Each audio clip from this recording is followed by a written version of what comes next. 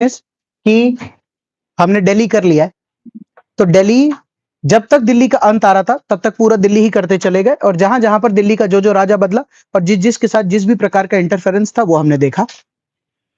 फिर दिल्ली के बाद हम हैदराबाद आए, तो प्रीवियस लेक्चर में हैदराबाद हमने 1724 निजामुल मुल्क को बनाया, और 1750 तक उनका टाइम पीरियड चला, क्योंकि उनका बेटा गया, फिर उनका पोता आएगा, वो जाएगा, डुप्लेसी का आना, तो हैदराबाद भी खत्म हुआ। हैदराबाद के बाद फिर कल हमने बंगाल देखा था, तो बंगाल का गेम खत्म हुआ था क्योंकि प्लासी हुआ 1757, और 1757 के बाद 1764 बैटल ऑफ बक्सर, वहां के बाद बंगाल इज ओवर। आज का जो प्लान है वो Awadh, Mysore, time permits, area around Delhi, तो इसीलिए 5 जगह है जो दिल्ली के इर्द गिर्द के एरिया, ये देखेंगे, बहुत छोटा छोटा है। फिर एक Sikh, Punjab, and then most importantly Marathas. So board पे अभी मैंने अवध लिखा है। स्टोरी स्टार्ट करते हैं। स्टोरी में ऐसा है, दिल्ली में, बोर्ड पे लिखता हूं, दिल्ली में 1719 में मोहम्मद शाह आकर बैठा था। सही है। मोहम्मद शाह जब आकर बैठा था तो उस टाइम पीरियड में सैयद ब्रदर्स ने उसको बनाया था। तो मैं यहां लिखता हूं कि सैयद ब्रदर्स ने उसको बनाया था, फिर सैयद ब्रदर्स को मारा, तो 2 बंदे थे, एक निजाम और एक मोहम्मद अमीन खान। ये दोनों नोबल्स ऐसे थे जिनको ऐसा था कि मोहम्मद भाई हमने फिर मारा तो फिर हमारा भी कुछ गुडविल होना चाहिए, तो निजाम 1724 में जाएगा। बट इसी के नीचे सादत खान दिल्ली में बैठता था, तो सादत खान को तो एक आध साल में ही ये वाइब आने लगा कि दिस इज नॉट गुड, तो वो दिल्ली से निकलकर अवध चला गया।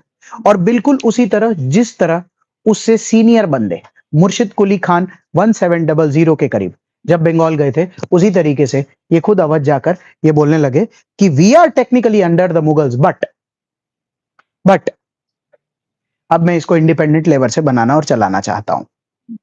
तो हमने फिर मोहम्मद शाह से पूछा जो दिल्ली में बैठते थे, मोहम्मद भाई अब ये सादत खान भी चला गया, फिर उसके बाद निजाम भी चला जाएगा, तो आप कुछ तो बोलो, कुछ तो करो। तो उन्होंने बोला यार अब मेरे को कुछ पता नहीं चल रहा है कि क्या करूं। करते करते उस टाइम पीरियड में सादत खान ने अवध पूरी तरह अपने नाम कर लिया। अब सादत खान की तारीफ में 2-4 चीजें, जैसे किताब ये कहता है वो बोल्ड, एनर्जेटिक एंड इंटेलिजेंट थे, उनकी तारीफ में ये सारी चीजें लिखी है, वो तो ठीक है। एक यूनिक चीज ये लिखता है that he had only one wife, so he talks about how legit as a person he was at that point of time. Unique है। हाँ हाँ बिल्कुल। And he was the one who suppressed lawlessness, big zamindars को ठीक रखा, peace and friendly बनाया, no discrimination between Hindu and Muslim किया। सबसे अच्छी बात, हम जैसे एस्पिरेंट्स के लिए इन्होंने कोई भी ऐसा स्टेप वेप नहीं लिया जो हमको यूपीएससी के प्रीलिम्स या मेंस में पढ़ना पड़े। हमको एक चीज इनको लेकर ये समझ आती है that he worked for the growth of Awadh, and by God's grace till 1739 कोई भी तरीके की इनको कोई प्रॉब्लम नहीं आए, तो अपने कोर्स में सादत खान खाली फाउंडर ऑफ अवध होकर रह जाते और अपने कुछ पढ़ने में नहीं आता। ठीक है साहब, इनका स्वर्गवास हो गया। गेम चेंज होता है सफदरजंग से। सुनते जाना, स्टोरी में काम का है। जब Safdarjung nephew is the nephew of Saadat Khan, जब ये आए 1739 में इनको लेकर आया, तब तब चल बता, तब दिल्ली में कौन बैठता था? नादिर शाह आ गया था। तो मैं यहां लिख रहा हूं नादिर हैड कम, राइट। थोड़ी देर बाद पढ़ाना है, अभी नहीं बात करनी है, कि नादिर शाह की वजह से बंगश पठान और रोहिलाज, ये दोनों ना, ये बोर्ड पे लिखा है मैंने, ये दोनों ना, रोहिला यहां, बंगश पठान यहां, दिल्ली के साउथ ईस्ट और ईस्ट साइड पर अपने आप को सेटल करने लगे। अब देखो, इनको भी कुछ ना कुछ एस्टैब्लिश करके अपना एरिया बनाने की इच्छा थी। तो मैंने ऐसे ही बंगश पठान या रोहिला से पूछा, भाई ये जो तुम आए हो तो व्हाट्स द प्लान? तो रोहिला ने तो मेरे को क्लियरली बोल दिया, साहब हम अफगानिस्तान से आए हैं, हम नादिर भाई के पीछे पीछे आए हैं, और हमको नादिर भाई ने क्या बोला था, तुम भी चलो रे, इंडिया में तुमको कोई बाजू सेट कर देंगे। तो साहब हमने तो क्या किया पता है, ऐसा दिल्ली में नादिर भाई खुद बैठते तो वहां तो बैठ नहीं सकते, तो हमने दिल्ली के पास में एक जगह अपने आप के लिए सेट कर दी है। तुम मैप में सोच के देखो, जब ये गया होगा तो अगर दिल्ली यहां खत्म होता होगा तो अवध तो यहीं से चालू होता होगा ना। अब उसी बीच में चल दिल्ली छोटी हो गई तो वो तो समझ आता है कि नादिर भाई ने दिल्ली ले ली, मोहम्मद शाह को भी पड़ी नहीं है, पर ये वाला जो बीच का एरिया इसमें कोई इधर घुसने लग जाए तो, और वो बोले कि मैं बंगश पठान हूं, वो नादिर भाई दिल्ली आकर बैठे ना और मैं रोहिला हूं, तो हम लोगों को ना, हम अफगानी है, हमको इंडिया में इधर सेट होने का है, तो थोड़ा लखनऊ से उस बाजू लेना, मेरे को कानपुर वगैरह चाहिए। क्या बोलेगा सफदरजंग? ए भाई तू कौन है? सफदरजंग की जिंदगी का जो सबसे यूनिक पार्ट था वो क्या था पता है? मैं अपने आप को लखनऊ में प्लेस कर रहा हूं, मैं अपने आप को लखनऊ में प्लेस कर रहा हूं। उसकी जिंदगी में सबसे यूनिक पार्ट था, ध्यान से देखना, रोहिलास उनको भी इधर आना, बंगश पठान उनको भी इधर आना है, और जाट जो किसी भी चीज में रेडी है, अगर उनको 2 बीघा एक्स्ट्रा जमीन मिले तो उनको भी इधर आना है। तो अल्टीमेटली ये बंदा तो अपने आप को पूरे टाइम पीरियड के लिए एक ही बात से सेफगार्ड किए जा रहा था कि अब इनमें से और कौन अवध लेगा। और इसको एक और बात का दुख भी था कि अगर इन्हीं में से कोई अवध ले लेगा, या अगर मेरा अवध छोटा हो जाएगा तो दिल्ली की स्थिति तो बहुत खराब हो रही है। तो मैंने सफदरजंग से पूछा, तू इतना क्या कीड़ा है तेरे को दिल्ली दिल्ली का? अरे बोले यार हमारे माँ बाप दिल्ली के हुआ करते थे। तो मैंने कहा क्यों? तेरे माँ बाप तो कभी, तेरे माँ बाप ने मोहम्मद शाह को छोड़ा, अभी जब आप आए हो तो भी मोहम्मद शाह ही हैं, फोन करके बात कर लो। इन्होंने मोहम्मद शाह से फोन करके बात किया है कि साहब मैं कुछ कर सकता हूं दिल्ली के लिए। तो मोहम्मद शाह ने इनको 2 गिफ्ट दिए। पहला बोला एक काम कर, आज के बाद भले आप अवध संभालते हो but you are the wazir of the Mughals. Are you ready for that designation even though when you are the nawab of Awadh? तो मेरे को कोई दिक्कत नहीं है, मैं आपका वजीर बन के रह सकता हूं, मैं आपको एडवाइस दूंगा, काम करूंगा, जो दिल्ली के लिए अच्छा हो सकता है मैं करने की कोशिश करूंगा। आप कभी भी दिल्ली जाएंगे तो आप देखेंगे दिल्ली का जो पुराना एयरपोर्ट है, अभी जो नया एयरपोर्ट है उस एयरपोर्ट का नाम इंदिरा गांधी इंटरनेशनल है। जो पुराना एयरपोर्ट है उस एयरपोर्ट का नाम ही सफदरजंग एयरपोर्ट है। सफदरजंग नाम का एक अस्पताल भी है, सफदरजंग नाम का एक रोड भी है, तो मकबरा भी। इनका आना जाना दिल्ली और दिल्ली पे इनका छाप और वो सब बढ़िया था। ही worked for the growth of Delhi irrespective of Nadir Shah was taking away money every dam day. Fair. तो मैंने भी बोर्ड पे लिखा है कि उनको वजीर ऑफ मुगल्स बनाया था। बोर्ड पे ध्यान से देखते हैं, अगर ये लखनऊ है जहां मेरा हाथ है तो मैं यहां लिखूं इलाहाबाद तो चल जाएगा ना, है ना? तो मैं यहां पर ऐसे ही खाली इलाहाबाद लिख रहा हूं। तो इलाहाबाद एक बहुत छोटा सा सूबा हुआ करता था मुगलों का। तो इनको गिफ्ट में गवर्नर ऑफ, क्योंकि अगर मैं लखनऊ में बैठ रहा हूं, मेरे प्लीज मैप से सोचना, अगर मैं लखनऊ में बैठ रहा हूं तो लखनऊ से इसी साइड तो दिल्ली है, पर लखनऊ से इस साइड है ना इलाहाबाद, तो प्रयागराज। तो इसीलिए इनको गवर्नर ऑफ इलाहाबाद बनाया गया कि आप उस जगह को ध्यान से संभाल के रखना, कोई तरीके की दिक्कत नहीं। अच्छा एडवांटेज इनको यह मिला कि अगर इनके पास अवध है और इनको अगर इलाहाबाद मिलता है तो इनका इस साइड का एरिया बड़ा हो जाता है ना, और इस साइड के एरिया में तो इनको चैलेंजेस हमेशा ही रहेंगे। इसीलिए गवर्नर ऑफ इलाहाबाद बने, वजीर ऑफ द मुगल्स बने, और उस टाइम पीरियड में एक ही जगह है जहां नाना साहेब पेशवा को थोड़ा सा प्रॉब्लम आया। अच्छा 2 बातें और बतानी रह गई। सफदरजंग की जिंदगी, नवाब of Awadh, Wazir of the Mughal Empire, he was given Allahabad in 1748। Jat जैसे war with the Bangash Pathan and the Rohillas, ये सब चलेगा। एक जगह नाना साहेब पेशवा की जिंदगी में एक जगह पर थोड़ा सा काला मार्क है, सुनो। स्टोरी थोड़ा सा पेचीदा है, मैं कोशिश कर रहा हूं। देखो हुआ क्या था, ये बंदा बहुत ही ज्यादा लॉयल था, बहुत ही ज्यादा लॉयल था दिल्ली मुगलाई सल्तनत के लिए, सही है। इनका टाइम पीरियड देखते हैं, तो इनके टाइम पीरियड में अगर नादिर भाई कम है तो नादिर भाई गौन भी है, बोलो हाँ सही। इसी इन्हीं के टाइम पीरियड में अहमद शाह अब्दली आएगा ना, सही है। तो मैं यहां लिखता हूं कि अहमद शाह अब्दली भी तो 1748 में आया।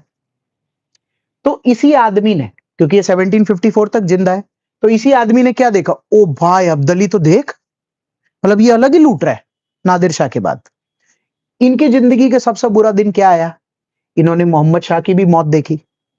वही मोहम्मद शाह गवर्नर ऑफ इलाहाबाद, वजीर ऑफ द मुगल्स, ये सब बना के गए थे। एक चीज इनको लेकर क्या बोला जाता है पता है? जब ये अवध बैठे थे और इन्होंने ये देखा कि अब दिल्ली तो और बुरी हाथों में है, अहमद शाह अब्दाली तो कुछ भी नहीं छोड़ेगा, तो इन्होंने जो इंडिया का सेकंड टॉप कंटेंडर था राज करने के लिए, उसको कॉल किया होगा, नाना साहेब पेशवा। क्यों? क्योंकि कल खाली बात हुई थी, अब अपने को ओरली ध्यान भी रखना है। रणवीर सिंह 1720 टू 1740, नाना साहेब पेशवा 1740 टू 1761, और मैं मराठा पढ़ा दूंगा, उसके बाद तो और क्लैरिटी आ जाएगा। तो उन्होंने नाना साहेब पेशवा को फोन किया, सुनो ना पेशवा, सबसे काबिल आज के दिन में मुझे आप लग रहे हो, मुझे आपसे 2-4 चीजों पर बात करनी है। बोला हाँ बोलो क्या बात है? तो उन्होंने बोला कि अगर आप, बोर्ड पे देखना, अगर आप को 50 लाख रुपए कैश दिया जाए, अगर आपको, हम लोग बोर्ड पे देखना रेड मार्कर, पंजाब का और सिंध का सरदेशमुखी और चौथ कलेक्ट करने दे दे मुगलों की तरफ से, ठीक है, और अगर हम आपको, बोर्ड पे देखना, अजमेर का और आगरा का गवर्नर बना दें, क्योंकि हमें मालूम है आप ऑलमोस्ट ग्वालियर तक तो आ ही गए, ग्वालियर के बाद ही रास्ते में आपको आगरा मिलेगा, और आगरा के बाद स्वाभाविक है कि दिल्ली ही आएगी। हम आपको भेंट में देते हैं, आप हमारी तरफ से एक छोटा सा काम कर दीजिए, कुछ भी करके अब्दली को दिल्ली से निकालिए, ये दिल्ली को बचाना ही पड़ेगा। तो बोले कि तू तो मुगल का राजा नहीं है, मैं तेरे को क्यों बात करूं? तो बोले कि अगर आप चाहते हैं कि ऐसा कुछ अच्छा हो जाए, तो मैं मुगलों का ही वजीर होने के नाते नाना साहेब पेशवा से ये रिक्वेस्ट करता हूं। स्टोरी में एक ही जगह पर नाना साहेब पेशवा के चरित्र पर दाग नजर आता है पर्सनली मुझे। नाना साहेब पेशवा पलट गए। नाना साहेब पेशवा ने दिल्ली फोन किया, दिल्ली फोन करके पूछा कि अब्दली का है? तो वो भाई तो लूटने में लगे। अभी दिल्ली का राजा कौन है? तो बता, मोहम्मद शाह की मौत कब हुई थी? 1748। मैंने तुमको बोला ना उसके बाद दिल्ली का कोई राजा नहीं था। तो जब उन्होंने पूछा दिल्ली का कोई राजा है, तो बोले नहीं दिल्ली का कोई राजा नहीं है, दिल्ली में एक रैंडम सा वजीर रहा करता था, पपेट वजीर बोलते हैं हम लोग। उस पपेट वजीर को पूछा, सुन फोन आया था सफदर का, सफदर बोल रहा था कि वो मेरे को पंजाब और सिंध का सरदेश मुखी और चौथ दे देगा, 50 लाख रुपए अलग से दे देगा, और आगरा और ये सब दे देगा, अब्दली को निकालू तो वो दे देगा। बोले आपको अगर कोई दिक्कत नहीं है तो मैं भी एक डील दे सकता हूँ। बोले क्या डील है? मैं अब्दली भाई से बात करता हूं, आप बोलो तो सफदर जंग का अवध और इलाहाबाद आपको दिला दूं। हाँ नो, टू लुक बैक नहीं। तो बोला कि पर मैं तो खुद सफदर से ही बात किया हूं। तो ले आप बोलो तो आपको अवध और इलाहाबाद दिला दूं। नाना साहब ने बोला दिला दे। नाना साहेब पेशवा को अवध और इलाहाबाद दिला दिया। तो जब अवध और इलाहाबाद लेने जाओगे तो सफदरजंग मिलेगा ना, तो सफदरजंग तो बोलेगा ना, ओ भाई ये क्या कर रहा है तू पहले इधर से खाली कर, अभी ये एरिया हमारा हुआ। तो बेसिकली नाना साहेब पेशवा का प्लान क्या था? बराबर है ना? तो वो जब जा रहे थे तो उनको लगा कि ठीक है ना, वैसे भी अवध वाले के पास ही इलाहाबाद है, तो इलाहाबाद भी मिल जाए अवध भी मिल जाए, तो इधर से घुस जाएंगे अपने। दिक्कत क्या है? वो डील फेल हो गई, पेशवा को गवर्नर ऑफ अवध और इलाहाबाद बना दिया गया। अब तुमको समझ आ रहा है कि 1761 में जब पेशवा पानीपत लड़ने के लिए आएगा तो अवध किसका साथ देगा? जो भी पेशवा के सामने है उसका। हाँ, this was a quite fair deal. इसीलिए मैं खुद बोलता हूं, हमेशा पढ़ाते, ये मेरा पर्सनल पर्सपेक्टिव हो सकता है, मैं नाना साहब से मिला नहीं हूं कभी, कि क्या हुआ ऐसा कि आप उस वक्त पर, किताब कहती है कि दिल्ली की इतनी हूड़ थी कि कैसे भी करके उसके इर्द गिर्द से पूरा हिंदुस्तान हासिल करना था। तो क्योंकि आमेर, मारवाड़, ग्वालियर, इंदौर, बुंदेल, इलाहाबाद, अवध, जाट, बंगश पठान, रोहिला सब लेके एक साथ फिर दिल्ली जाएंगे। और उतने में इतने दुश्मन पैदा कर लिए कि जिस दिन दिल्ली पहुंचे तो पता चला सब वर्सेस मराठा चल रहा है। और सबसे पूछा कि अभी क्या लफड़ा है, तो सब अपनी अपनी पर्ची निकाल के उड़ रहे। वो पता है, याद है? हाँ याद है, हाँ। पर ये तो मैंने नहीं किया था, तुम्हारे पापा। ये तो मैंने नहीं किया था, तुम्हारा दोस्त। ये तो मैं रायता फैला। Anyways, picking the story forward. So basically Safdarjung अपनी पूरी जिंदगी इसी में होकर खत्म हो गया। इसके बाद सफदरजंग का क्या हुआ नहीं हुआ वो मेरे अभी कोई काम का नहीं है। मेरे को खाली दो बात बोलकर अवध को खत्म करना है। पहला, अवध को हम कैसे याद रखते हैं, मैं एक जगह भूल गया था। 1761 में बैटल ऑफ पानीपत अवध लड़ा है ना, बराबर है। अब्दली की साइड होकर लड़ेगा, सॉर्टेड। और बैटल ऑफ बक्सर 1764 शुजा-उद-दौला लड़ेगा। क्यों लड़ेगा उसकी स्टोरी बताने की जरूरत तो नहीं है ना। क्यों? क्योंकि जब ये वाला पूरा प्रोसेस खत्म हो गया, जब 1761 का टाइम आया, बैटल ऑफ पानीपत आया, तो बैटल ऑफ पानीपत में ये लोग अब्दली के साथ थे। अब्दली के साथ थे तो इतिहास क्या बोलता है पता है? Did Awadh win the battle of Panipat guys? Yes, because वो जिस साइड थे वो साइड जीता है ना। तो they won the battle of Panipat and they lost the battle of Buxar. बोलो हाँ, कल का पढ़ने के बाद तो आज आना पड़ेगा ना। They won the battle of Panipat but they lost the battle of Buxar. और इसी पे कल हमारी बात हुई थी। बैटल ऑफ बक्सर अवध की तरफ से शुजा-उद-दौला ने लड़ा था। तो जब अपने लोग पढ़ते तो हम प्रीवियस लेक्चर से जब बैटल ऑफ बक्सर लेते हैं तो कैसे लेते हैं? बैटल ऑफ बक्सर बंगाल की तरफ से कौन? मीर काजिम। बैटल ऑफ बक्सर अवध की तरफ से कौन? Shuja-ud-Daula. And battle of Buxar Delhi की तरफ से कौन? Shah Alam two. That is the battle of Buxar. Are you with me? तो अब मैंने बक्सर के तीनों बंदे प्लॉट कर दिए।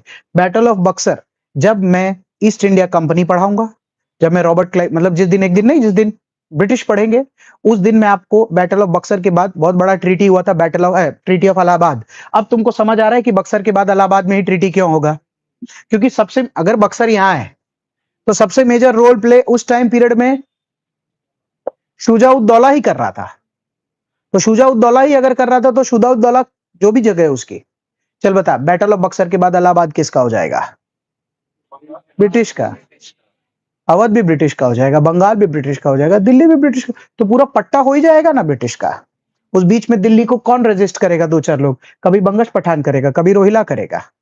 हमने पूछा बंगश पठान और रोहिला से, तुमको इतनी क्या प्रॉब्लम है? अरे बोले हम अफगानी है ना, नादिर भाई के टाइम पीरियड में आए थे। ये ब्रिटिश कहां बीच में आ गया है? तो two outsiders claiming some form of land in India. So they have their own tussles. Are you with me? So basically 1722 से 1764 तक का ही अवध का टाइमलाइन है। मैं यहां लिखते चलूं क्या? जैसे दिल्ली 1707 टू 1857, जैसे हैदराबाद इज 1724 टू 1750 मैक्स, जैसे Bengal is 1700 to 1764 and with the battle of, हाँ हाँ, yes yes, we will take that story also of Hyderabad from till Operation Polo 1948 तक लेकर जाएंगे। बट जो इफेक्टिव हैदराबाद का गेम है, जो अपने को निजाम के साथ खत्म करना है, वो यहीं तक का है। बिकॉज 1857 का वॉर हैदराबाद लड़ा नहीं ना। और अचानक से हैदराबाद गेम में कब उठेगा पता है? जब 1857 के बाद ब्रिटिश क्वीन आ जाएगी, फिर वो छोटा नवाब रहेगा, फिर नवाब साहब बड़े होते चले जाएंगे, तब आएगा वापस से। हाँ, इकट्ठा कर, तब स्टोरी वापस आएगा। एंड अवध, क्योंकि अभी मैंने बात कर लिया, दिस इज 1722 टू 1764 फिर, and I move to Mysore फिर।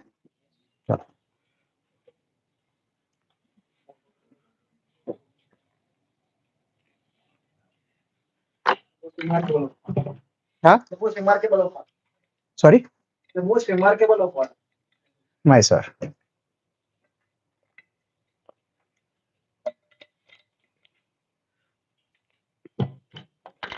Moving ahead.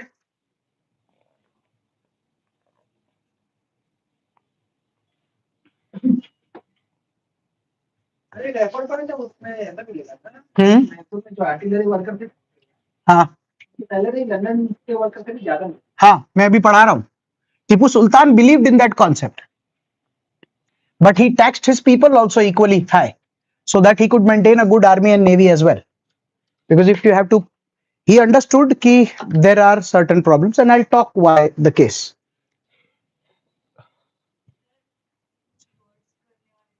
हाँ, by the end of this lecture we'll do that. Till then allow me to pull some stories.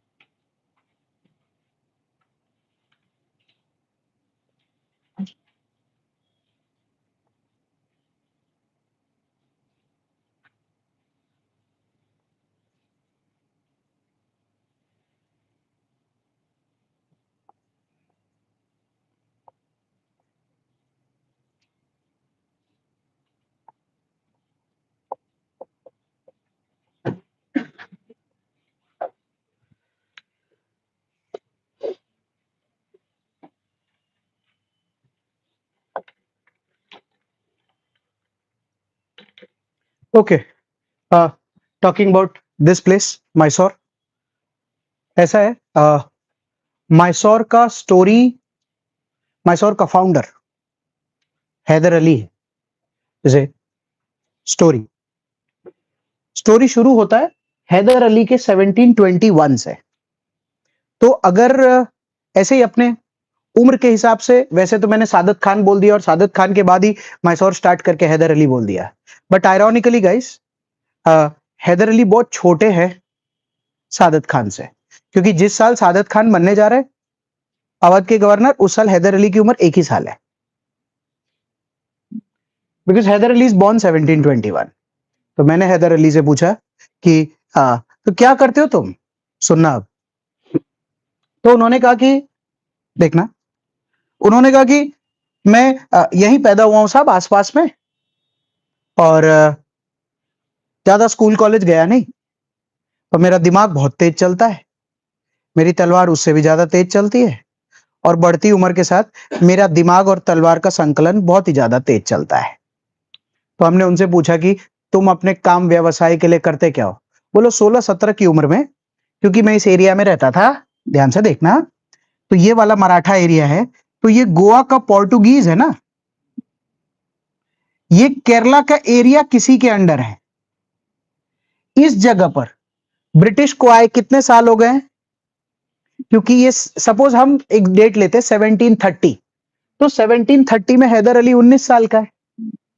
तो अगर 1730 में वो 19 साल का है, तो ब्रिटिश तो 1600 में आया था ना, तो 1600 में आया था, तो 130 साल से ब्रिटिश चेन्नई में बैठता है.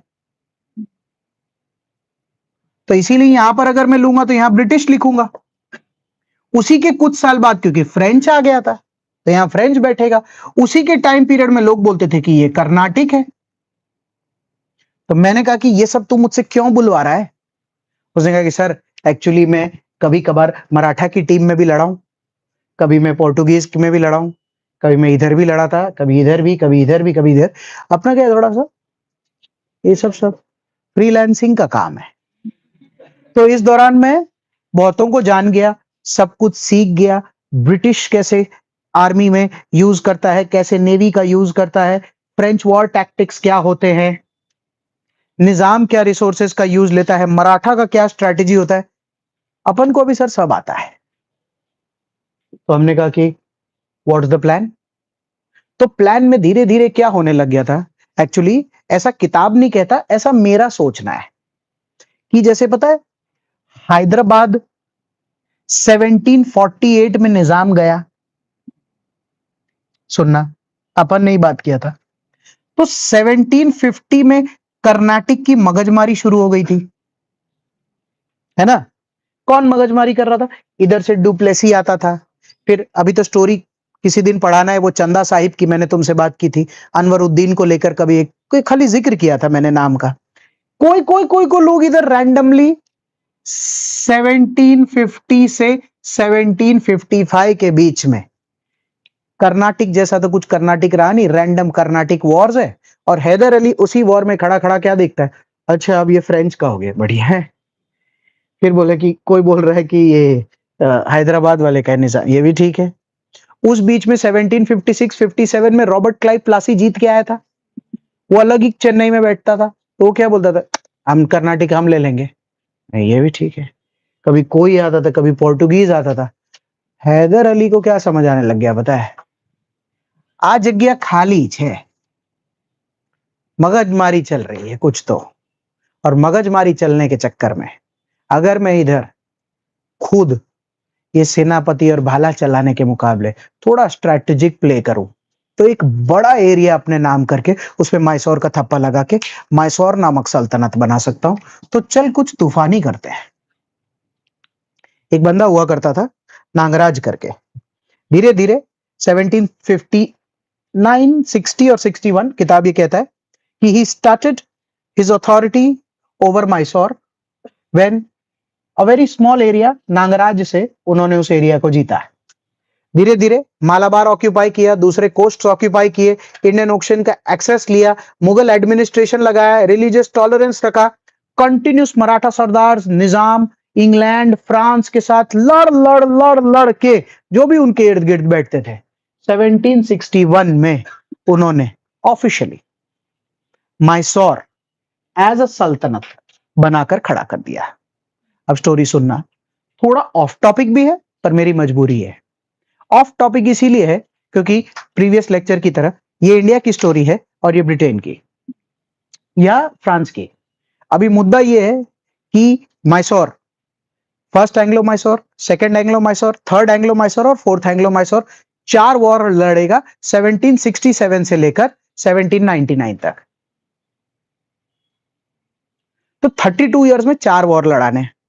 तो इंडिया साइड के कैरेक्टर तो मैं सब बात कर लूंगा कि क्या क्या रायता फैला था, पर सामने की पार्टियों के बारे में बात करना अभी थोड़ा चैलेंजिंग है, क्योंकि मेरे को मुंह से क्या नाम निकालने पड़ेंगे। फिर वॉरेन हेस्टिंग्स को उसने ये बोला, उसने मना कर दिया। फिर उसके बाद कॉर्नवालिस ने बोला मेरे को ये नहीं चलेगा।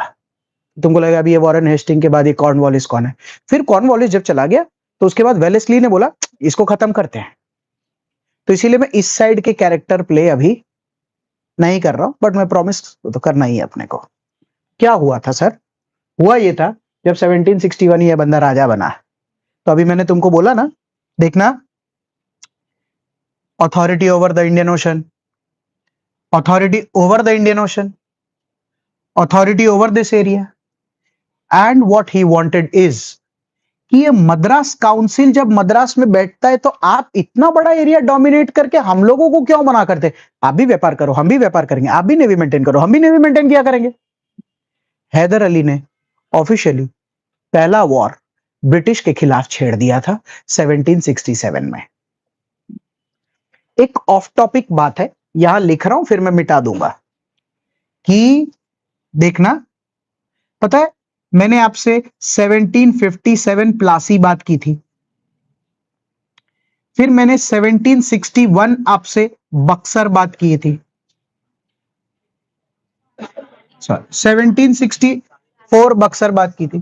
तो अभी ये दोनों वॉर, सुनना सुनना सुनना, ये दोनों वॉर ईस्ट इंडिया कंपनी लड़ी थी। ये ईस्ट इंडिया कंपनी बंगाल में लड़ी थी और ये बक्सर में लड़ी थी ना, ये दोनों पे बात हो गई। अब इस ईस्ट इंडिया कंपनी में तब क्या था कि रॉबर्ट क्लाइव एकदम मस्त रोल प्ले करता था। फिर अपनी बात हुई थी कि रॉबर्ट क्लाइव 1765-66 में चला गया, खाली बता के छोड़ रहा हूं कि 1772 में फिर वॉरेन हेस्टिंग्स आएगा। 6 साल का गैप है। फर्स्ट एंग्लो मैसूर 1767 में। कोई ना बहुत दबदबा वाला अंग्रेज तब मद्रास में बैठ नहीं रहा था जो इतना दबदबा होल्ड करता हो कि हैदर अली को हरा सके।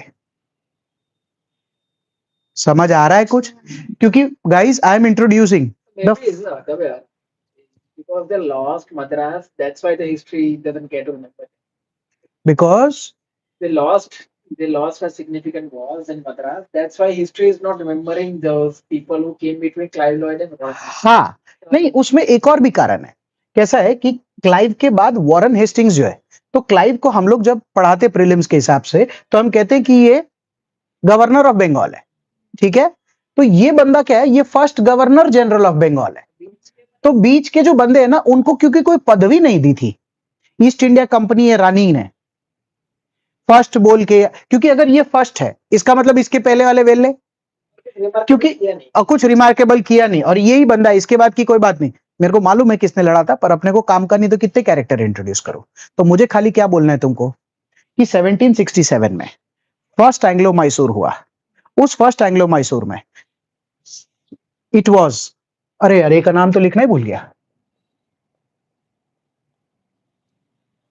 It was Nizam plus the Madras council of the East India company, Madras council of the East India company, ये लोगों ने मिलके पहला एंग्लो मैसूर वॉर लड़ा। It gives me immense pleasure to announce कि हैदर अली वो वॉर जीत गया था, और क्योंकि हैदर अली वो जीत गया था तो मद्रास काउंसिल को पहली बार किसी लोकल इंडियन राजा से, जो नया नया राजा बना है, 6 साल पुराना है, जिसका माए बाप दादा आगे पीछू कोई नहीं, खुद ही टेरिटरी बनाया, खुद ही टेरिटरी कब्जा किया, खुद ही इंग्लैंड के साथ वॉर लड़ रहा है। हाँ, he inherited a kingdom of the Wadayar Mysore.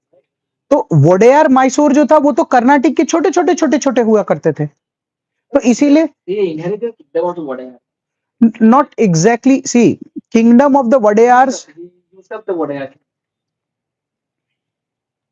Nagraj और भाई थे ना, तो वोडेयर राजा को सैयद ब्रदर जैसा बनाया। हाँ, नागराज सैयद ब्रदर, मतलब देख मतलब छोटा किंगडम, बहुत ही छोटा किंगडम था। जैसे बड़ौदा अभी अपने जीत जाए तो अपने ये नहीं बोलेंगे गुजरात जीत गए, पर बड़ौदा जीतने के बाद अगर गुजरात पे कब्जा हो जाए तो फिर जगह का नाम बड़ौदा नहीं गुजरात रहेगा।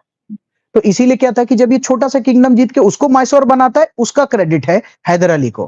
क्योंकि मैं जब अगर वडेयार बनाता तो देख कितना छोटा बनाता, पर मैं मैसूर बना रहा हूं ना, तो मैं बड़ा किंगडम बना रहा हूं। And irrespective of that, somebody देख बोर्ड पे, जब 1757 में इंग्लैंड जीत रहा है प्लासी, जब 1764 में इंग्लैंड जीत रहा है बक्सर, और वही इंग्लैंड मेरी नजर में वही है 1767 में हार रहा है ना इंग्लैंड, तो जो भी बंदा हरा रहा है बढ़िया ही है। तो basically the first Anglo Mysore war, Hyder Ali, Nizam is this, Nizam is become a पद now, a post, Nizam is a post now, क्योंकि जो फर्स्ट निजाम था 1724 वाला, उसका नाम है असफ जा। अब इसके बाद से लेकर गाइस 1747 तक निजाम एक पद रहेगा। और रही इस बात की स्टोरी कि ये कौन सा वाला निजाम है, आई प्रॉमिस, जो मैंने उस दिन बोर्ड पर लिखा था, यहां पर नासिर जंग, मुजफ्फर जंग, पोता मरना करना, तो मैं आपको जब ब्रिटेन की स्टोरी लूंगा तब वो वाला निजाम सेट कर दूंगा। वो निजाम का काम ही नहीं है, हमको हार गया है ना। हाँ, कभी कभी तो पढ़ाते वक्त ये मौका मिलता है बोलने का कि यहां पर वो इंडिया वाले जीते, उसमें से एक ही तो ये वॉर है, बाकी तीनों में तो लोचे ही होने वाले हैं। Anyways, so first Anglo Mysore set हुआ, पीस ट्रीटी, तुम ना उधर दखल अंदाजी दोगे ना मेरी दोगे, मैं तुम्हारा कुछ नहीं लूंगा, तुम मेरा कुछ नहीं लोगे, मेरे को अपना जिंदगी ठीक से चलाने दोगे, डन। फिर अच्छा जीवन चल रहा था, ऐसा दोस्त, सेकेंड एंग्लो मैसूर वॉर छिड़ गया। सेकेंड एंग्लो मैसूर वॉर छिड़ने के पीछे का कारण क्या है? कारण एक्चुअली में जो ब्रिटेन का टॉप बंदा इंडिया आया था ना, कारण वो है वॉरेन हेस्टिंग्स। उसको ऐसा था कि मतलब हाउ द हेल मैन, तू है कौन? तो वॉरेन हेस्टिंग्स ने उस वॉर को छेड़ा था। ठीक है, सुनो अब, उस वॉर के बीच में ही हैदर अली का स्वर्गवास हो गया, पर वॉर फील्ड में नहीं, बीमार हो गए थे किसी कारण से, उनका स्वर्गवास हो गया। तो क्योंकि उनका स्वर्गवास हो गया 1782 में ही, उन्हीं का बेटा है टीपू सुल्तान। टीपू सुल्तान जब उस टाइम पीरियड में आया तो टीपू सुल्तान की जिम्मेदारी क्या थी? पिताजी बीच वॉर में चले गए और वो भी एंग्लो मराठा मैसूर चल रहा है, तो टीपू सुल्तान ने ही सेकेंड एंग्लो मैसूर वॉर खत्म किया। उस मैसूर वॉर के साथ ट्रीटी ऑफ मैंगलोर साइन हुआ, और ये बात हुआ वेलेस्ली के साथ, वॉरेन हेस्टिंग्स के साथ, वो मैं लिखा दूंगा बाद में कि भाई सुन, पिताजी चले गए, जो हुआ सो हुआ, हम लोग कंटेन करेंगे, आराम से जिएंगे, ऐसा कुछ नहीं है, let's make peace. Warren Hasting को भी लगा कि तू ज्यादा इधर उधर तो नहीं करेगा ना, बोले अभी तो आया हूं, पापा गए हैं, मेरा पहला ही वॉर है, वो भी आधा, मैं क्या करूंगा? बोले ठीक है, शांति से रहना। तो गाइस 1767 फर्स्ट हो गया, 1782 सेकंड हो गया। फर्स्ट वाले में कोई ट्रीटी नहीं है, ट्रीटी ऑफ मद्रास साइन हुआ, सेकंड वाले में ट्रीटी ऑफ मैंगलोर साइन हुआ। ठीक है, डन। अब टीपू सुल्तान को लेकर तारीफ में कुछ बात करनी है। चल, तीन पोस्ट वर्ल्ड हिस्ट्री के क्वेश्चन। गाइस, दुनिया में इंडस्ट्रियल रेवोल्यूशन कब आया था? औद्योगिक क्रांति। हाँ, 750 to 1850. नहीं, कोई एक ऐसा साल का साल देना। It is around 1760। जैसे किताब ये कहता है कि 1756-57 में आ गया, मतलब इंडिया में प्लासी हो रहा था ना, तो औद्योगिक क्रांति आ रहा था, तो मैंने ऐसे ही लमसम 1760 अभी लिखा है, सही है। Next question, American War of independence कब हुआ है? है ना, 1776. 1776 के करीब। खाली बता रहा हूं, ये औद्योगिक क्रांति है, इसमें वो स्टीम इंजन बनेगा, सब मशीन होगा, वो केटली घूमेगा, वो देखेंगे, oh I can make this to सुनो। American War of Independence is basically United States of America आजाद होगा ब्रिटेन से ही। मतलब हमको कब मिला? 1940 से, जब हम समझ ही नहीं रहे थे, हमारे तो राजा रजवाड़े ही चल रहे थे, अभी तो रानी लक्ष्मीबाई पैदा भी नहीं हुई है, तब तक तो अमेरिका ने इंडिपेंडेंस भी मांग लिया है। इनको पता चल रहा था कि ये जब्त है, हमारा कब्जा का टाइम शुरू हो रहा था। मतलब हमारा कोलोनाइजेशन जब शुरू हो रहा है, तो अमेरिका आजादी का वॉर लड़के अलग भी हो गया है, और वो अपना डेमोक्रेसी वगैरह प्लान प्रोग्राम करे, बढ़िया। ये 1776। My third question, French revolution कब हुआ है? 1780, 90। इन तीनों में क्या फर्क है? ये तो रोड, रेल, स्टील, मशीन, वो सब है। ये तो our life, democracy, this that पे है। French revolution, 3 words, liberty, equality, fraternity, human are my psychology, Rousseau, Kant, ये सब बड़े बड़े लोग, मार्केट तो रहेगा ही, रेवोल्यूशन है, रेवोल्यूशन है, more than that. It is talking about liberty, equality, fraternity, this that, बड़ी बड़ी चीजें। यू वोंट बिलीव गाइस, पूरा तो नहीं पढ़ा सकता। जैसे जेकब करके एक बंदा था फ्रांस में, वो एक क्लब चलाता था, जेकोबियन क्लब। उस क्लब में जितने भी ऐसे लोग थे जो इक्वालिटी, लिबर्टी, फ्रेटर्निटी वगैरह में बिलीव करते हैं, आप उन सब का पार्ट हो सकते हैं। आप इस चीज को फ्रांस में फैला सकते हैं, आप इसको पूरे यूरोप में फैला सकते हैं। Tipu Sultan of all the people in the world was a part of the Jacobin Club. Here in India, there was somebody who was believing in the French Revolution of equality, fraternity, and liberty that we should have. He understood at that point of time that India may turn into a colony by the British. Way ahead of his time. It is said that he had his own calendar system. He maintained his own navy, his own coinage system. उनका agriculture that part of the country में सबसे ज्यादा boom कर रहा था। उनकी तारीफ में 2-4 और, जैसे डाइवर्स सब्जेक्ट्स पर उनकी एक पर्सनल लाइब्रेरी हुआ करती थी। बोलते कि काफी कॉम्प्लेक्स कैरेक्टर था, टीपू सुल्तान को समझना हिंदुस्तानियों के लिए और ब्रिटिश के लिए भी काफी चैलेंजिंग हो रखा था। हिस्टोरियंस बोलते हैं कि उस टाइम पीरियड का जो पीसेंट्री है, जो खेतीबाड़ी, खेडूत जो है वो उस टाइम के काफी मॉडर्न थे उस टाइम पीरियड में। इसका नेवी भी मॉडर्न था, इसकी आर्मी काफी लॉयल थी टीपू सुल्तान को लेकर। लैंड रेवेन्यू चार्ज करता था 1/3 ऑफ द ग्रॉस प्रोड्यूस, का मतलब है जितना ओवरऑल प्रोडक्शन है उसका 1/3, 33%। हाँ, Higher than the present upper limit of the GST. Higher than the present upper limit of GST today. आज हाईएस्ट 28 पे है, 33 चार्ज किया करते थे। बट फिर भी ये कह रहे कि उन्होंने फॉरेन लोकेशंस में अपने एमिशरीज भेजे थे, फ्रांस, टर्की, इन सब जगहों पर। एंड ओवरऑल इनकी तारीफ में बहुत सारी चीजें लिखी है कि जिस तरह ब्रिटेन और फ्रांस ने अपनी खुद की ट्रेडिंग कंपनी सेट कर रखी थी ना, उसी तरह उस टाइम पीरियड में टीपू सुल्तान सोचता था कि इनकी ईस्ट इंडिया ट्रेडिंग कंपनी है तो हमारी कोई ट्रेडिंग कंपनी क्यों नहीं है, हम भी तो दुनिया में ट्रेडिंग का काम कर सकते हैं, इन्हीं की क्यों। किताब ये मेंशन करता है that the English found him arguably the most dangerous man in India. ये सब जो भी उनका, जैसे क्यों कॉम्प्लेक्स कैरेक्टर बोलते हैं, एक ऐसा आदमी जो रात को अपनी पर्सनल लाइब्रेरी में बैठ के फ्रेंच रेवोल्यूशन पढ़ता हो और सुबह उठ के जब वो वॉर फील्ड में जाए और उसकी ब्रेवरी की चर्चा हो, तो ऐसा लगेगा रात को तो किताब के साथ होता है और सुबह तलवार इतनी तेज घुमाता है, तो इसका मतलब स्किल सेट हाई है, अच्छा सोचता है, बहुत ही संपन्न राज्य का होगा। जैसे इनको लेकर एक फेमस सेइंग यही है, किताब भी ये मेंशन करता है that it is better to live a day as a lion than the life time as a sheep. कि भाई एक दिन का शेर बनने ज्यादा अच्छा है ना कि पूरी जिंदगी एक भीगी बिल्ली या एक शीप, भेड़िया बन के अपनी जिंदगी बिताना है। तो उनको ये बात बहुत अहेड ऑफ हिज टाइम ये पता चलने लग गया था कि अपने को ये सब नहीं चलेगा।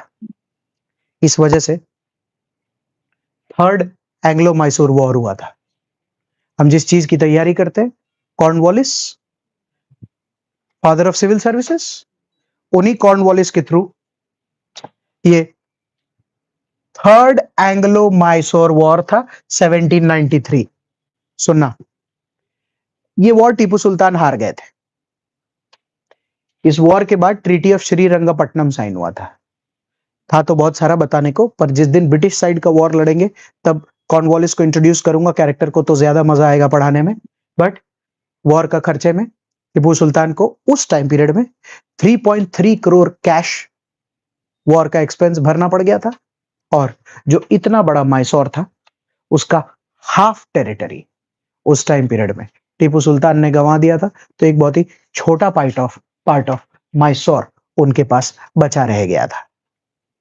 ऐसा किताब कहता है कि थर्ड एंग्लो मैसूर हारने के बाद ट्रीटी के हिसाब से इस आदमी को शांत हो जाना चाहिए था। यह आदमी उतना ही तूफानी हो गया था। कॉर्नवालिस तो चला गया, कॉर्नवालिस के बाद वेलेस्ली आया था। तो वेलेस्ली जब 1799 में आया, ये 1798 में आया था, उतना याद नहीं है, एक आध साल आगे पीछे।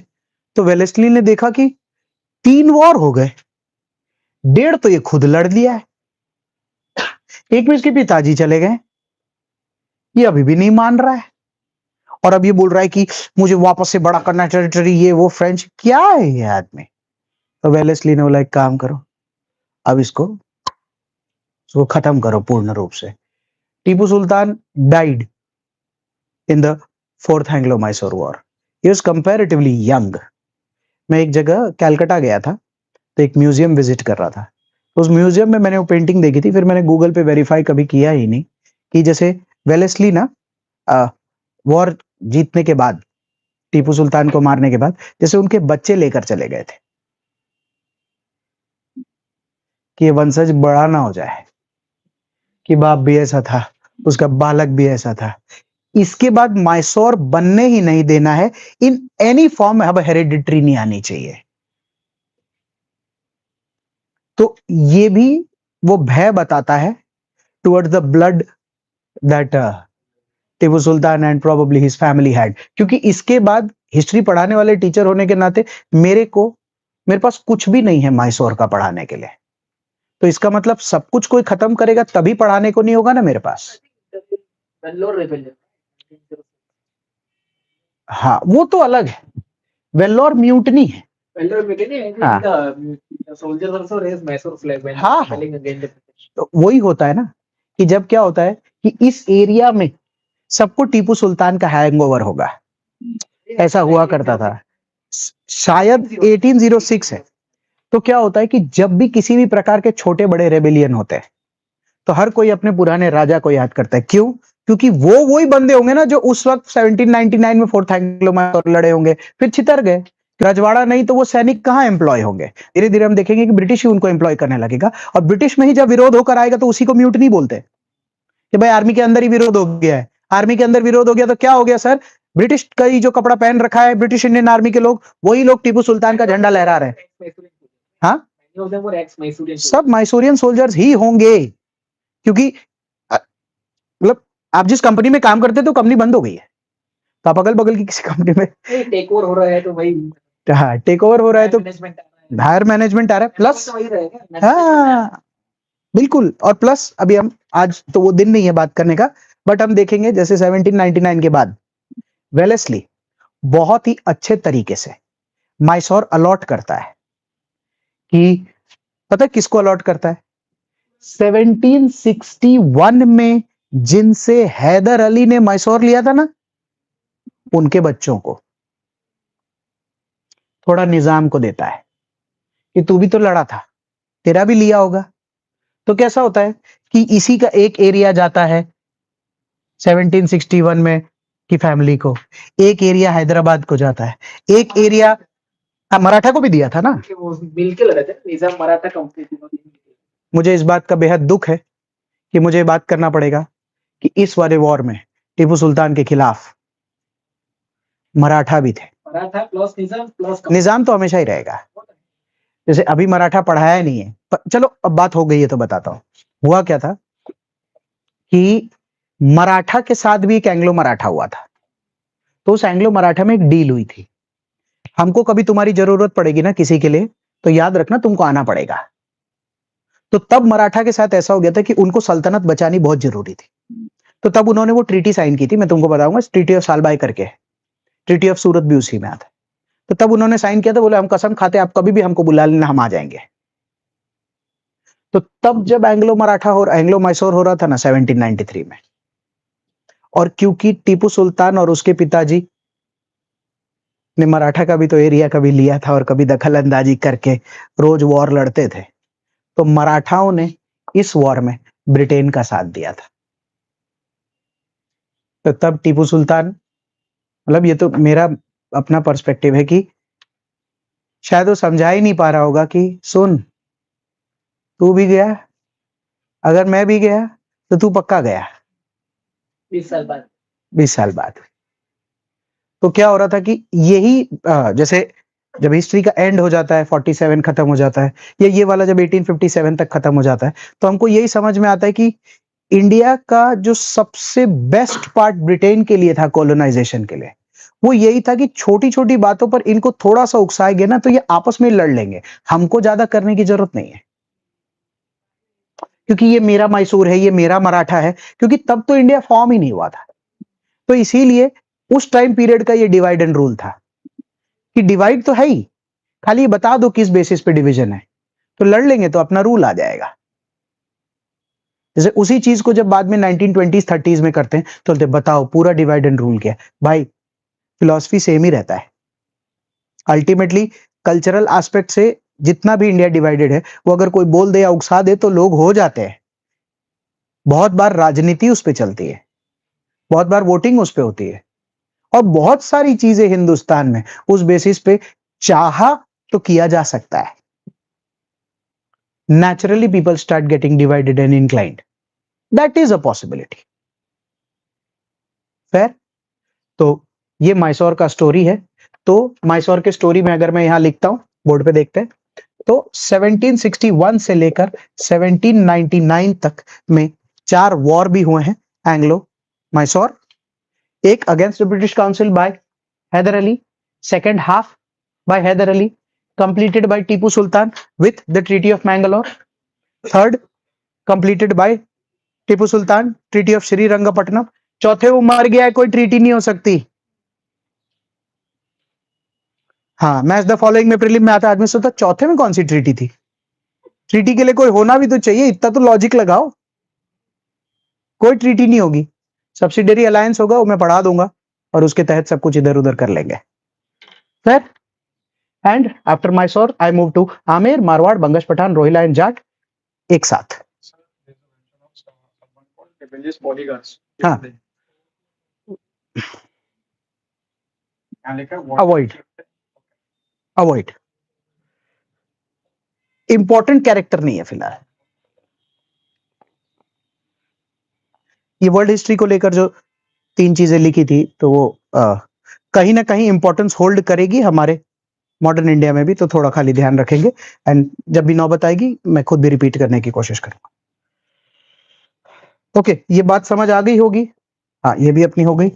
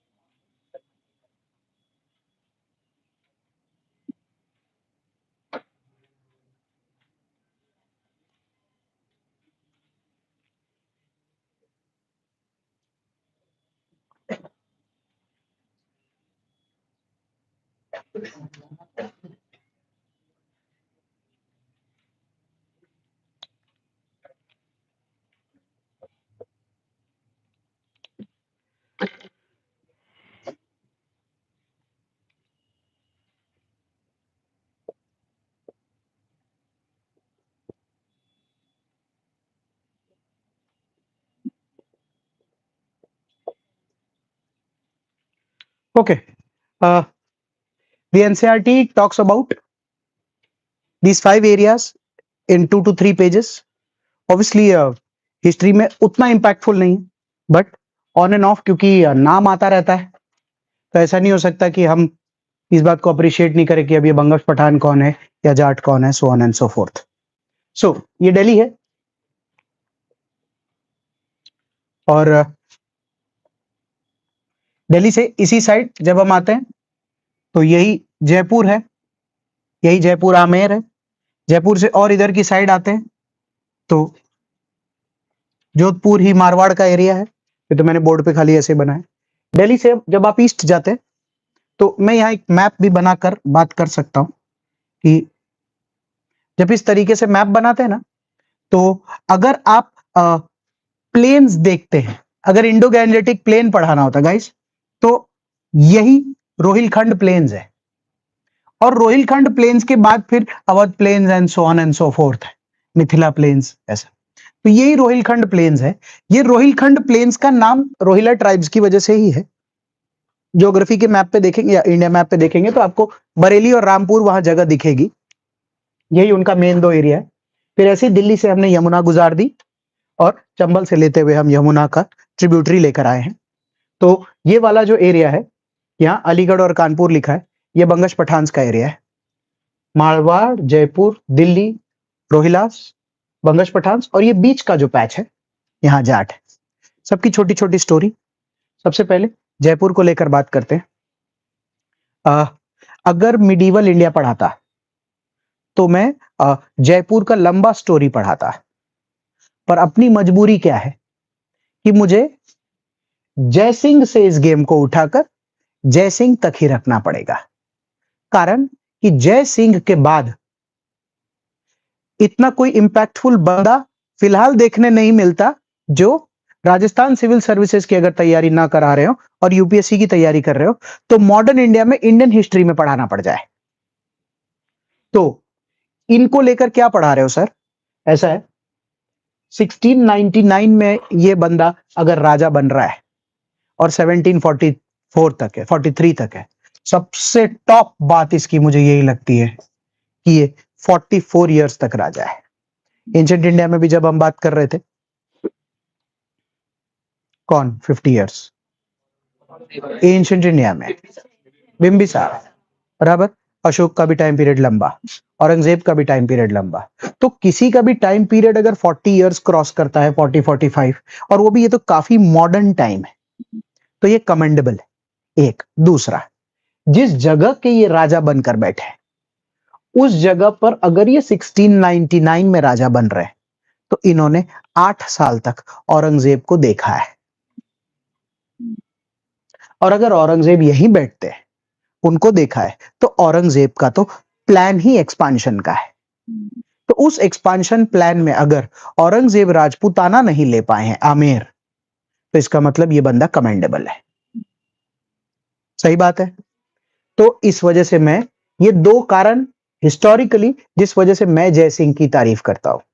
One, during the time of Aurangzeb, and second 44 years of rule at one point of time, बराबर।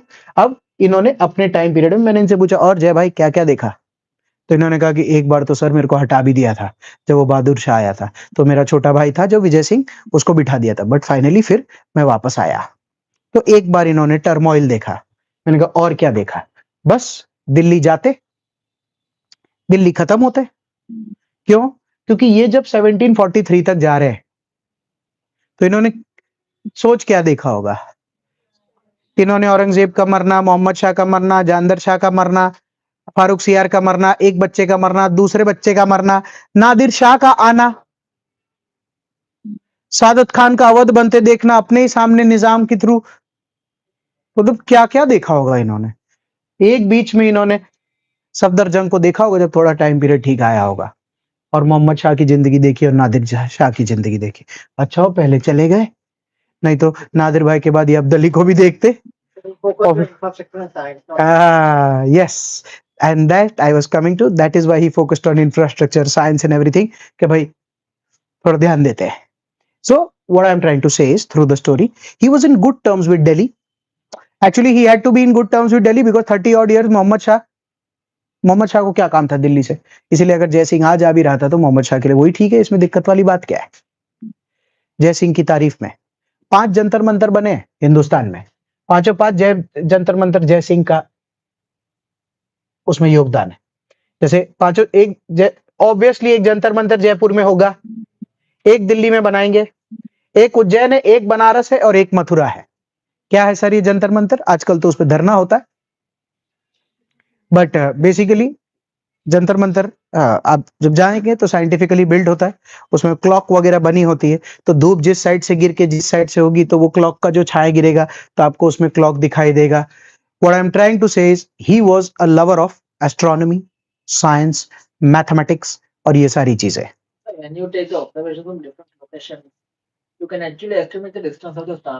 हाँ, that's what I was going to say कि डिस्टेंस ऑफ द स्टार्स का भी उधर, This is the radius of the radius of the earth, ये सब इसलिए मैं पूछा क्लास में जंतर मंतर, पर क्लास में दिखाई नहीं लग रहा था कि किसी को ये समझ आ रहा है कि बेसिकली जंतर मंतर क्या है। very separated observation. Yes, The data collection and actually the collaboration of the 5 days of actually implement the देखो, just nicely putting it, you need scientists. First you need your own interest level. You have to have that spare money to give to those people. You have to understand what they are saying. You have to have relations with other places so that you can build that. The other places also have to appreciate the fact कि वाह अच्छा सोच रहे हो, बना दो भैया, कोई दिक्कत नहीं है. तो ये 5 जंतर मंतर पहले तो इसके लिए उनकी तारीफ है. उसके अलावा yes, Otherwise, if they are doing science, not possible. coordination is an important Just factor. get the data, not the science. Yes, So, constant coordination between all these five is very separated case. very separated places. True. जैसे आप में से कोई जैसे Euclid करके जैसे geometry जो समझते हैं या जानते हैं, ज्योमेट्री की दुनिया का जो सबसे इंपॉर्टेंट किताब है वो यूक्लिड ने लिखा है, एलिमेंट्स ऑफ ज्योमेट्री. यूक्लिड की वो उन्होंने ट्रांसलेट किया था संस्कृत में. उसके अलावा जंतर मंतर का बनाना, सोशल रिफॉर्म्स वगैरह लेकर आना. जैसे he had brought a law in Jaipur at that point of time, Amer, that you have to spend less on your daughter's wedding and everything. What I'm trying to portray Jai Singh is a scientific man, a man of depth, somebody who's learned enough, loves literature. And आज जो pink city है उसका उस चीज का जय सिंह से वास्ता नहीं है, बट जितने भी फोर्ट वगैरह हैं वहां पर आमेर फोर्ट ही अपने आप में एक अच्छे फोर्ट में आता है. तो उन सब का क्रेडिट जय सिंह को जाता है. मुझे इनकी लड़ाई को लेकर कुछ भी नहीं पढ़ाना है. जैसे अगला मारवाड़, जोधपुर. अजीत सिंह अच्छे आदमी थे, उनके बच्चे ने उनको मार दिया, तो मेरे पास कुछ पढ़ाने को नहीं रह गया है. इंटरनल गिच्ची में ही मारवाड़ अपनी जगह समाप्त हो गया. ठीक है भाई.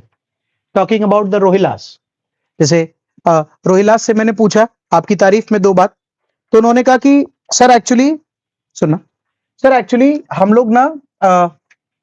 लोग एक ट्राइब है, और जब नादिर शाह अफगानिस्तान से आए थे ना, तो हम उनके पीछे पीछे आए थे, तो इसीलिए 1 Afghan and the second Afghan. तो हमने कहा कि वो सब तो ठीक है, आपका प्लान क्या है? तो उन्होंने कहा प्लान ऐसा कुछ नहीं है, प्लान यही है कि अफगानी टेरिटरी कल्चर ये सारी चीजें हम यहाँ पर थोड़ा सा उसको ब्रू करके थोड़ा एक्सपांड करेंगे. जैसे ओवरऑल देखो इनका कोई बहुत सॉलिड रोल नहीं है, बट यू नो इन 1857 जब हम रानी लक्ष्मी का रिवोल्ट की बात करेंगे, जैसे these guys supported Rani Lakshmi, they were the Afghan guards at that point of time. तो वैसे तो लोग ये भी कहते हैं कि क्योंकि पता था कि दिल्ली वापस आ जाएगा, दिल्ली के लिए ही लड़ाई थी, बहादुर शाह जफर यहीं के थे, इस वजह से, but their loyalty was towards Rani Lakshmi also. तो वो एक पार्ट है. बाकी इनकी स्टोरी, मतलब अपनी स्टोरी में इनका एक ही जगह, 2 जगह काम है. एक, ये पूरे टाइम इनका इंटरफेरेंस अवध में होने की वजह से इनकी अवध की लड़ाई है. यूपी पीसीएस का एग्जाम जो भी देता है वो पढ़ता है. और दूसरा ये है कि पानीपत की लड़ाई ये लड़ेंगे. पानीपत की लड़ाई ये लड़ेंगे. किसके साथ खड़े होकर लड़ेंगे? अब्दली के साथ ही खड़े होकर लड़ेंगे. तो इसीलिए ये हमारे 2 काम के, इनको 3 लड़ाई में अपने यूज करेंगे. एक जो अभी बात हो गई इधर की तरफ, एक पानीपत, और फिर 1857 में. बाकी कोई और इंटरफेरेंस या कोई और हिस्टोरिकली हमको पढ़ने की जरूरत नहीं. ठीक है. फिर बंगश पठान, हमने इनसे पूछा भाई साहब आप कौन है, आप भी नादिर भाई के साथ आए? ना ना ना, नादिर भाई तो 1737 के ना, हम लोग तो फारूक सियार के वक्त ही आ गए थे 1717 में. हमने कहा फारूक सियार के वक्त आ गए थे मतलब? बोले वो एक्चुअली वो सब टेरिटरी छोटा हो रहा था, तो धीरे धीरे से बाहर से लोग आ रहे थे, तो हमको भी किसी ने बताया, तो हम लोग पठान है. तो हमारा पाकिस्तान बॉर्डर भी लगता है थोड़ा, फिर थोड़ा अफगानी बॉर्डर भी लगता है, थोड़ा सिंध बॉर्डर भी लगता है. तो हम उन एरिया से आकर यहां पर बसे हुए हैं, हम प्योर अफगानी नहीं हो सकते नादिर भाई की तरह. तो हमने कहा कि अच्छा ये भी 1761 का पानीपत लड़ेंगे अब्दली के साथ. क्यों? क्योंकि अब्दली भी अफगान है, रोहिला भी अफगान है, बंगश पठान भी अफगान है. ये लोग अलीगढ़ कानपुर का एरिया ऑक्यूपाई करके बैठे.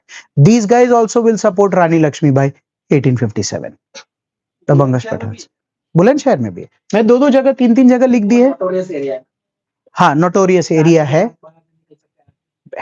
बिल्कुल, बट वो इस कारण से नहीं है। जैसे आज जो रोहिलखंड प्लेन्स जिसको बुलाते हैं वो रोहिला ट्राइब की वजह से ही है वो नाम। तो इसीलिए एक हुआ, दो हुआ, तीन हुआ, चार। जाट। जाट्स का ऐसा है कि एक राजा फेमस है सूरजमल करके, एक सेकंड, सूरजमल जाट 1756 से 1763 का टाइम पीरियड इनका फेमस है। हमने इनसे पूछा भी कि क्यों ये वाला एरिया आपका फेमस है, ये वाला टाइम पीरियड आपका फेमस है। अगर आप बोर्ड पे ध्यान से देखेंगे, सूरजमल जाट उस टाइम पीरियड में दिल्ली के सबसे करीब हुआ करता था जब 1761 का बैटल ऑफ पानीपत हुआ था। तो पानीपत के दौरान इन्होंने अब्दली का साइड लिया था, क्योंकि इनको ऐसा लेकर बोला जाता है कि उस टाइम पीरियड में ये वही वाला साइड लेते थे जिस साइड में किसी भी प्रकार का कोई प्रॉफिट मोटिव दिखता हो। मराठा ने नीचे से आते वक्त इनकी भी कहीं ना कहीं कुटाई की थी। तो इसीलिए जब मराठा दिल्ली पहुंचे तो ये अब्दली के साइड से गेम लड़ रहे थे। सूरजमल जाट एक्चुअली क्या है, बहुत ही क्रूशियल से एरिया में ये बैठते हैं। जैसे देखना, जैसे ये दिल्ली की सूबा है, ये दिल्ली है, ये आमेर की सूबा है, उसकी सूबा में एक छोटा सा बीच का एरिया जाट ऑक्यूपाई करते थे। किताब इनको किसी और कारण से फेम देता है। जो मैंने बात किया था कि जब नाना साहेब पेशवा या उनका बच्चा जब पानीपत हार गया था और जब मराठा दिल्ली से लौट रहे थे तो इन्होंने लूट मार मचा के पूरे गेम का इधर उधर कर दिया था। इतिहास में इनके किसी राजा को याद रखना हमारे लिए इंडियन हिस्ट्री में अभी जरूरी नहीं है, बट ऐसा नहीं होना चाहिए कि जब अपने पढ़ रहे हो 20 पेज पार हो जाए, 30 पेज पार हो जाए तो हमारा कैरेक्टर स्केचिंग कमजोर नहीं पड़ना चाहिए। कारण एग्जाम में भी नाम आते हैं, रीडिंग में भी नाम आते हैं, तो अपने को पता ये वहां बैठते थे, हाँ ये वहां। Something is better than knowing nothing about it.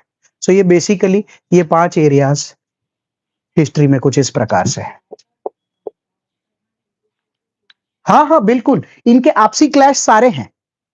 आपसी क्लैश क्यों है सबके? क्योंकि बिल्कुल, क्योंकि ये बाहर से आए हैं तो इनको ये लगता है हम यहाँ के हैं। भाई साहब, जाट और बंगाश पठान के इतने इतने स्यापे हैं, उसके अलावा जाट और इनके स्यापे हैं, फिर उसके अलावा इन सब के अवध के साथ है। ये तो ऑब्वियस है, वो तो छोटी छोटी फाइट है, वो तो मेरा इंटरेस्ट ही नहीं है पढ़ाने में। 2011 में। हाँ, हम नहीं बात कर रहे हैं, 2 बार अवॉइड किया फिर भी बोल रहा है। एनीवेज, तो ये 5 एरियाज है, ये 5 हो गया, यहां तक हो गया। देवबंद भी रोहिलखंड में लगता है। हाँ, and I am moving to 6 Punjab. Okay, done.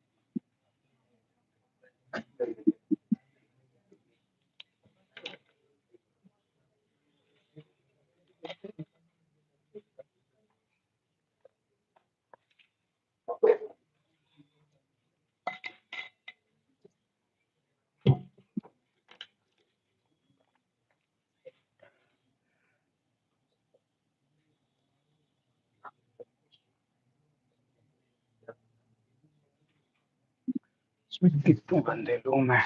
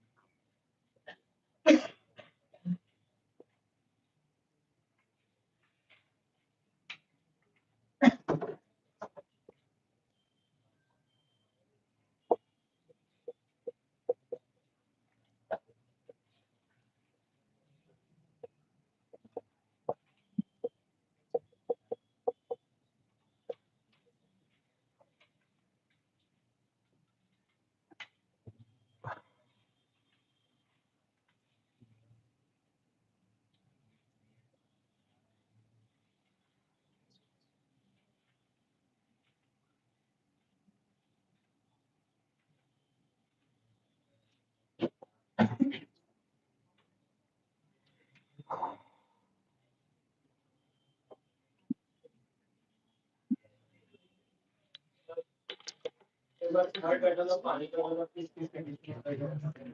Battle of Panipat मुझे पढ़ाना है। हाँ, थर्ड बैटल ऑफ पानीपत मुझे पढ़ाना है, क्योंकि थर्ड बैटल ऑफ पानीपत सबसे अच्छे से मराठा पढ़ाने के साथ ही पढ़ाया जा सकता है, because they were the ones who fought the third battle of Panipat technically.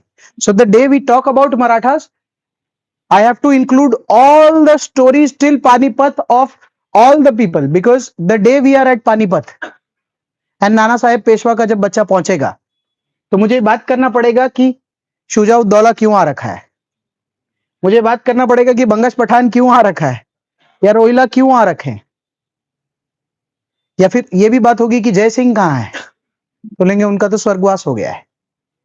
तो सारे वो एक वो बनेगा।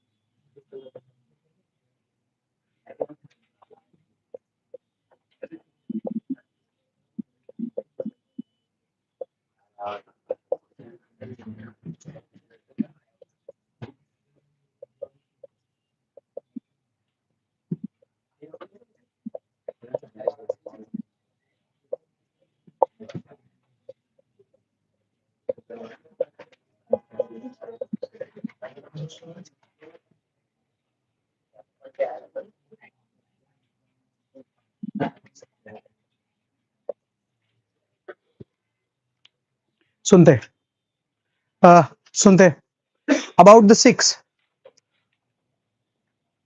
and obviously the Punjab area. See,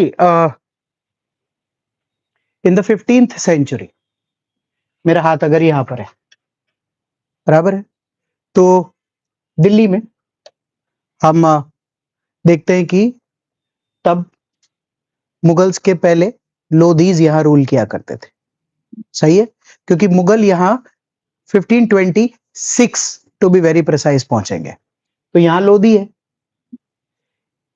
तो यहां का इतिहास देखते हैं, यहां से 300 या 400 साल से कोई ना कोई सल्तनत आए जाए हो रहा है, और हर कोई आता है तो बीच में पंजाब पड़ता है और उनको कहते दिल्ली जाना है, और या तो उसको कैप्चर करके जाते या उसको दबोच के जाते। वो एक बड़ा ही बीच का ट्रांजिशनल सा एरिया हो रखा है, जहां पर जो बहुत ही खुशनुमा नहीं है। It is not finding its own flavour and peace कि भाई कौन राजा रहेगा, ये एरिया किसके अंडर आता है। मतलब पंजाब वालों से पूछो उस वक्त तो उनको ये नहीं समझ में आ रहा है कि वो अफगानी रूलर्स के अंडर आते, कि वो ईरानी रूलर्स के अंडर आते, कि वो हिंदुस्तानी रूलर्स के अंडर आते। मतलब उनका खुद का कोई सेगमेंट नहीं है। जैसे उसी चीज को बेहतर करने के लिए सिखिज्म और उनका founder 15th century Guru Nanak ji 5 क पे उस टाइम पीरियड में फोकस है। जैसे it is kesh, it is kangha. जब भी आप किसी सिख का पग देखते हैं या पगड़ी जो पूरी तरह पहनते हैं, तो एक वो यहाँ पर कंघा रखते हैं, तो उससे बेसिकली ये जितने भी बाल इधर से निकले होते हैं ये पूरी तरह अंदर इंटैक्ट पाए जाते हैं। दो चीजें हैं, थर्ड कड़ा है जो वो पहनते हैं, सॉरी राइट हैंड में, एक अंदर का कच्छा है और एक छोटा सा तलवार है किरपान जिसका बोलते हैं। तो पांचों क है। ये बेसिक फंडामेंटल खुद की सिक्योरिटी के लिए है। And say Nanak ji who is the founder, he is for peace, he is not to fight. तो ये जितनी भी चीजें हैं ये अपने पीस को मेंटेन करने के लिए है। ये इनका वहां पर वो इंटेंशन नहीं है कि चलो लड़ते हैं। Because if you see some other fundamentals of Sikhism also, so it's about आइए बैठिए, you have गुरुद्वारास जहाँ लोग आदि ग्रंथ पढ़ते हैं, लंगर चलते हैं, कोई भी आकर कभी भी खा सकता है। दान धर्म का इतना अच्छा प्रावधान है क्योंकि लंगर चल रहे हैं वो तो अच्छी बात है, पर कोई दे रहा है तभी चल रहा है। तो क्या है कि जितने भी लोग सिखिज्म का हिस्सा बनेंगे वो किसी न किसी प्रकार का दान प्रदान करेंगे, और जितने भी लोग भूखे रहेंगे अगर उनको याद आए कि मुझे खाना खाना है तो गुरुद्वारा देखे तो उनको आगे कुछ नहीं सोचना है, वो आराम से आके खाना पीना कर सकते हैं। और किसी को अगर दिल में किसी भी प्रकार की कोई नेकी के खिलाफ कोई बात आ रखी है तो आप आराम से जाकर गुरुद्वारे में अपनी सर्विस दे सकते हैं, आप लोगों को खाना खिला सकते हैं, you can feel good about it. So that was the whole concept on which Sikhism was being built at that point of time. किताब ये कहता है कि उस टाइम पीरियड में, क्योंकि स्वाभाविक है हिंदुस्तान में तब, क्योंकि सिखिज्म अगर 15th सेंचुरी में और हम लोग आज हिंदुस्तान में अगर 7 धर्म पढ़ते हैं तो हिंदू, मुस्लिम, ईसाई, जैन, बुद्ध, पारसी एंड सिखिज्म है।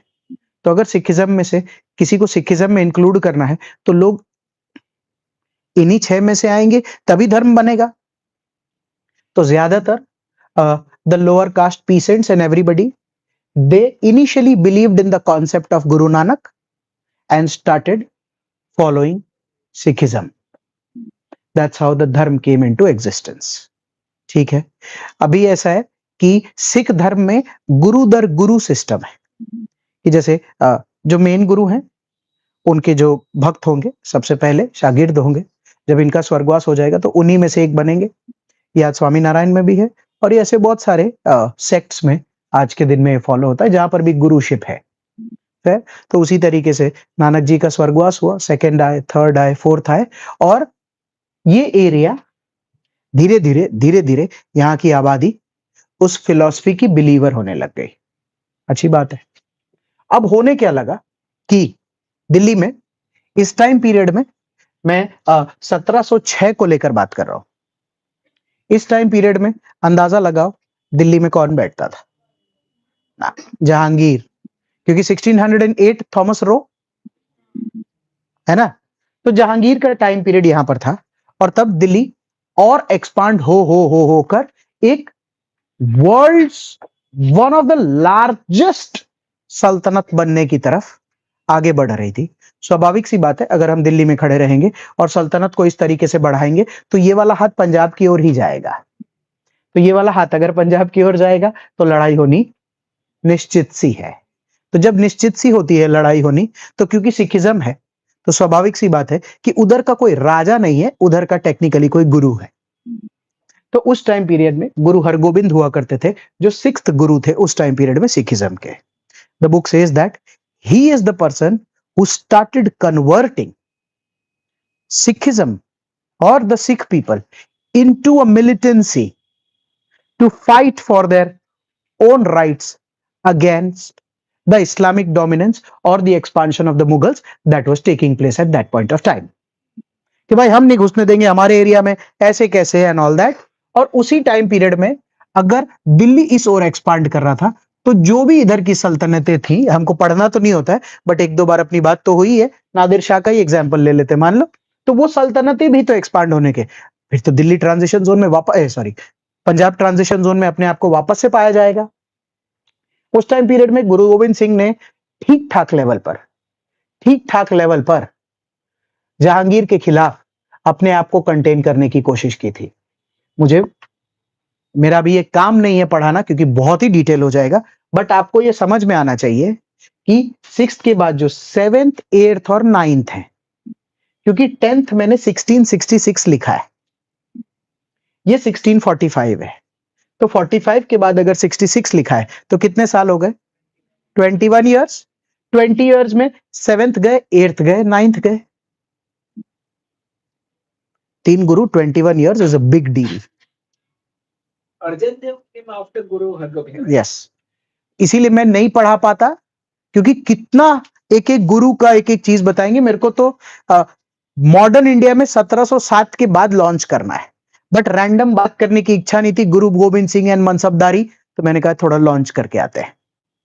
तो उस टाइम पीरियड में जब 20-21 साल में 3 चले गए, तो 3 किसी ना किसी कारण से गए। अब चैलेंज इस बात का आ रहा था कि जैसे क्या किया जाए उस टाइम पीरियड में, सिख धर्म in general, in particular, and Indians in general. गुरु गोविंद सिंह की बहुत तारीफ करते हैं। गुरु गोविंद सिंह 1666 टू 1708 का टाइम पीरियड है। बोर्ड पे अगर देखते तो 42 इयर्स बराबर है। He is the last. जैसे इनका एक बहुत ही, उन्होंने जिस लेवल का मिलिटेंसी दिखाया ना, वो अनमैच्ड था।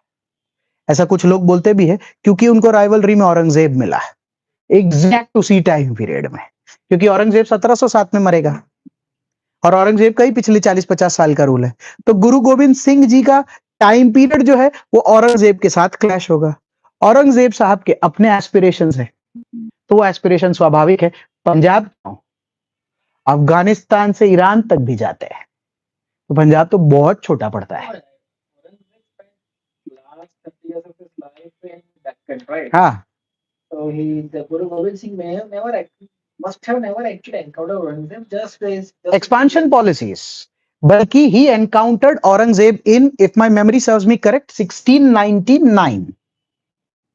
later, I mean, not this. हाँ, Because Aurangzeb was. नो 1699 में, मतलब बकायदा तभी तो मनसबदार बने ना, इसीलिए मैंने बोर्ड पे लिखा है उस बात को लेकर। वो भी मेरे अभी काम का नहीं है। मेरे काम का एक्चुअली 1707 में इनके स्वर्गवास होने के बाद बंदा बहादुर से लेकर मुझे रंजीत सिंह तक लेकर जाना है। Anyways, coming back to that, time period Aurangzeb का है। एक्सपांशनिस्ट पॉलिसीज के बीच में उस वक्त थोड़ी बहुत धर्म की लड़ाई भी हो गई है। धर्म की लड़ाई इसीलिए होगी क्योंकि 7 धर्म स्थापित है, हिंदू, मुस्लिम, सिख, ईसाई, जैन, बुद्ध, पारसी। तो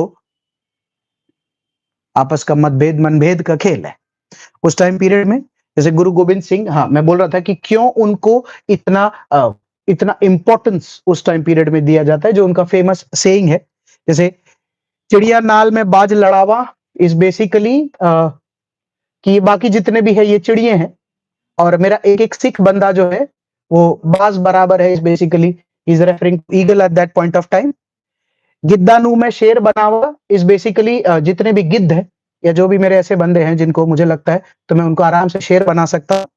1.25 लाख नाल एक लड़ावा, कि अगर सामने से 1.25 लाख लोग भी आ जाए तो मेरा एक एक सिख बंदा उस काम के लिए काफी होगा। ते गोविंद सिंह नाम कहलावा।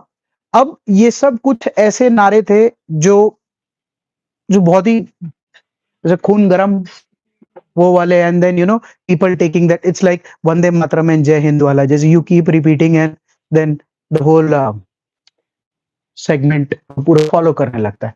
तो इस जगह पर वो लेजेंड भी है। मेरा जिम्मेदारी नहीं है कि मैं इस चीज को अभी पढ़ाऊं, बट ऑब्वियसली 10th तक लाना मेरी जिम्मेदारी थी।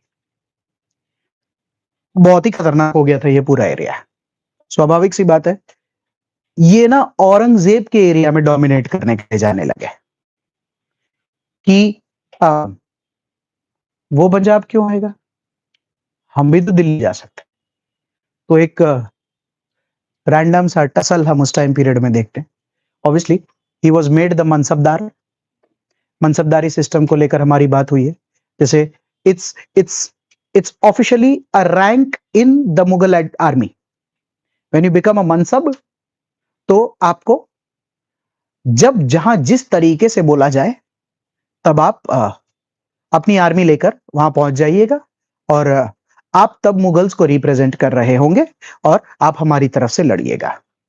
अब ऐसा है भी, किताब भी कहता है कि यार गुरु गोविंद सिंह के लिए ना ये वाला जो पूरा बन के तैयार हुआ था फंडामेंटल, ये बहुत ही इज्जत के विपरीत था कि यार मतलब गुरु गोविंद सिंह मनसबदार कैसे हो सकते हैं। तो उस टाइम पीरियड में लोहगढ़ का जो इनका फोर्ट था, हमारी कुछ लेक्चर्स पहले बात हुई थी, वो कैप्चर कर लिया गया था यमुनानगर हरियाणा से। तो सिखिज्म अपने वर्स्ट फॉर्म पे चला गया था। तब इनकी उम्र बड़ी भी होते जा रही थी, बूढ़े भी होते जा रहे थे। तब जो बंदा बहादुर करके, मैंने कुछ दिन पहले आपसे एक बंदे की बात की थी, ये बंदे ने ये क्लेम किया कि कुछ भी हो जाए, the guruship will end in Sikhism with Guru Gobind Singh.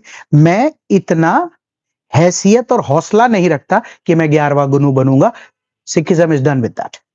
और मेरा एक ही टारगेट है कि मैं कैसे भी करके पंजाब का लोहगढ़ का फोर्ट लेकर मनसबदारी सिस्टम मेरे को हटाना है। बात खत्म। संजोग ऐसा हुआ, औरंगजेब का स्वर्गवास हुआ और 1708 में अगले साल इनका भी स्वर्गवास हो गया। किताब इस बात को मेंशन करता है, कोई मुझसे पूछ भी रहा था तो तब बहादुर शाह आया, तो कोई मुझसे पूछ भी रहा था कि ये हाय मनसब लिखा है मतलब। तो बहादुर शाह ने आने के बाद बंदा बहादुर को ऊपर के मनसब का रैंक दिया, पर मुद्दा इस बात का था ही नहीं कि हमको हाई मनसब का रैंक चाहिए। मुद्दा इस बात का था कि आप लोहगढ़ के फोर्ट को फ्री करो, आप सिखिज्म को फ्री करो, और हमको आपसे कोई लेना देना नहीं है। मतलब ऐसा नहीं हो सकता है कि दिल्ली सल्तनत कभी भी बोले तो सिख का कोई बंदा मनसब बन के मराठा या किसी जगह पर जाकर लड़ सके। तो मनसबदारी भी खत्म करनी या हटानी ही पड़ेगी। After a decent period of time Banda Bahadur इस काम को करने में कामयाब हो गया। एक जगह पर जब उसने मोहम्मद बहादुर शाह से मनसबदारी तो वापस ले ली, सब कुछ बढ़िया चल रहा था। धीरे धीरे उन्होंने सोचा चलो सिखों को वापस से एकजुटाते हैं, करते हैं। तो एक जगह पर थोड़ा सा मैचिंग का इशू आ गया था। जब गुरु नानक ने इस काम को शुरू किया था, तो किताब ये कहता है कि lower sections of the pheasant society और ये सबको लेकर उन्होंने पूरा प्रोसेस किया था। तो बंदा बहादुर भी उसी चीज का बिलीव करके लोअर सेक्शंस को लेने लग गया। पर उस टाइम पीरियड में सिख में ऊपर के सेक्शंस भी थे, और कोई भी धर्म होता है तो उसमें हायरार्की तो बनके तैयार होती है ना। तो और लोगों को आप नीचे के सेक्शन ऊपर के, तो पूरा प्लस माइनस कास्टिज्म का इशू, ये सब के कॉम्प्लिकेशन के थ्रू ये बंदा गुजरने लगा। यार इनकी इतनी उम्र नहीं थी जितनी जल्दी ये चले गए। प्लान इनका ठीक था, उतना याद नहीं है मुझे, बट शायद 1712 या 13 में इन्होंने लोहगढ़ फोर्ट लेने में कामयाब रहे थे। तो 5 साल के टाइम पीरियड में अगर ये इस काम को करने में कामयाब रहे हैं, तो लोग बोलते कि it is a decent achievement from his end. Apparently 1-2 साल बाद इनका स्वर्गवास हो जाता है। अब गुरुशिप के सिस्टम में कैसा होता था कि स्मूथ है। अब बंदा बहादुर जब खुद गुरु ही नहीं है, तो इनके बाद कोई गुरु तो होगा नहीं, और ये कोई राजा नहीं है कि इनके बाद की कोई प्रजा में से कोई राजा बनेगा। तो फिर पंजाब और सिखिज्म का क्या होगा? Fragmentation, nothing. जो जिसको जहां मिला वो वहां खेल कूद जाएगा। इसीलिए मैंने क्या लिखा है, 1715 के बाद से लेकर 1765 तक का जो टाइम पीरियड है वो बहुत ही बुरा था पंजाब का। हाँ, सिख कहीं नहीं जाएगा ना। क्यों बुरा था वो बोर्ड पे मेंशन करता हूं। 1737 नादिर,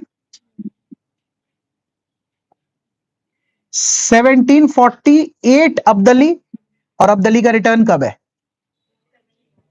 1764 या 63 अब्दली का रिटर्न है। यार पूरे टाइम तो बाहर से ही लोग आ और जा रहे हैं। और संजोग देख, ये अगर दिल्ली है, संजोग देख ये अगर दिल्ली है, तो दिल्ली का यही वाला एरिया तो पंजाब है। और पंजाब को जस्ट छोड़ के पीछे जाओगे तो अफगानिस्तान ही आता है। तो अगर अफगान में कोई भी डायनेस्टी बहुत बड़ी होने लगेगी, तो वो इस साइड एक्सपांड करेगी तो किस ओर जाएगी? पंजाब की ओर ही जाएगी। तो पंजाब के साथ तो ये हो रहा था कि मतलब अभी हम किधर जाएंगे, मतलब हम अभी तो इनसे नहीं लड़ सकते, और मतलब हम लड़ भी सकते हैं इनसे, तो हमारा नेता कौन है, मतलब हम किन के अंडर है। तो हमको कोई भी ले गया तो ले गया, कोई दिक्कत नहीं। That's the worst part that Punjab area went through. 1765 या 64 में इंडिया का सबसे लैंडमार्क इवेंट क्या हुआ? 2 लैंडमार्क इवेंट्स। बक्सर, तो ये क्या घोषित हुआ बक्सर के बाद? Rising of the East India company, कि हिंदुस्तान का नया मालिक तैयार हो गया है। और 1764 के बाद ये तय हो गया कि अब दिल्ली नाम का कुछ आइटम ही नहीं है। तो जो लड़ाई चल रही थी इससे पहले हमेशा के लिए, doesn't matter now, and against whom? There is nothing called as Delhi. मतलब there is, but it's not Mughals or it's not Delhi till Punjab. It's Delhi, Punjab से भी छोटा दिल्ली है सब, ये पालम एयरपोर्ट तक या जो भी समझ लो, उतना ही तो छोटा दिल्ली है। तो 1765 के बाद तो मेरे को लगता है कि पंजाब को आइडेंटिटी क्राइसिस हो गया कि भाई अपन ने तो पूरा जीवन बिता दिया ये सब काम करने में, अब जो दुश्मन है वो दुश्मन ही नहीं रहे, तो अपने क्या करेंगे सुबह से रात तक। तब धीरे धीरे पंजाब रिफॉर्म होने लगा बाय द सिक्स देमसेल्व्स। अब ध्यान से सुनना क्या हुआ। हुआ क्या, 1765 में वो लोग आपस में मिलके सारे पंजाब, सारे सिख लोग एक साथ एक कॉन्सेप्ट में आए, जिस कॉन्सेप्ट को बोलते हैं मिसल। सुनना, मैं यहां बोर्ड पे भी ड्रॉ करता हूं। अच्छा, ये तो ड्रॉ किया हुआ ही है। जैसे उस कॉन्सेप्ट को बोलते हैं मिसल। मिसल को अगर हम लोग इंग्लिश में बोलते हैं तो हम उसको बोलते हैं कॉन्फेडरेशन। आप अगर उसको सादी भाषा में समझना चाहो तो आप उसको एरिया बोल सकते हो। सुनो, जत्था is the right word, thank you.